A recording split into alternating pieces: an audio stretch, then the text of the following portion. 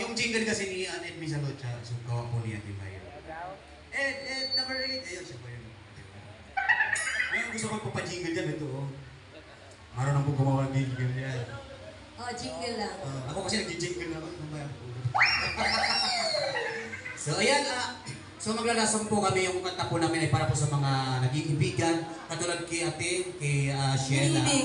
Hindi, pwede na siyang umibig kaya lang, di pa pwede, siyempre. Yeah, bawal pa, bawal. 18 years old na. Parehas ko, bawal pa akong umibig.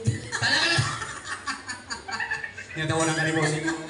Kayo alam niyo Bawal ako kasi may asawa na ako. Oo, ganun din naman ako eh. Wala kang asawa. So ayan, aawit po kami ng Sinta, di ba? Sabi niya nga ng iniibig kita Sinta, di ba? Kasi di ba, 18 years old na siya. So, para po sa kanya ito, siyempre sa mga sa lahat po na nandyan sa... Siyempre, bagong lahat pala, palapakan natin yung nanay. Yes! Kasi wala ng nanay, walang ganito. Kaya lang kasi naghirapan talaga si Sir yan. Yung nanay kasi nawala yung ganda, nandito punta. Siyempre, ganun talaga. Diba? Andito na lahat. Huwag naman, baka magtampo yung mga kapatid. Ayun ko diba? Magaganda rin yung mga kapatid. Mukhang mag-iitim na rin yan siyempre sila. So yan, DJ, ipindog na yan. DJ, wow! This song is sponsored by Radio by Aegis Band. Ayan, so kaawit po kami ni Ate. Hindi, AJ's Capnut Band.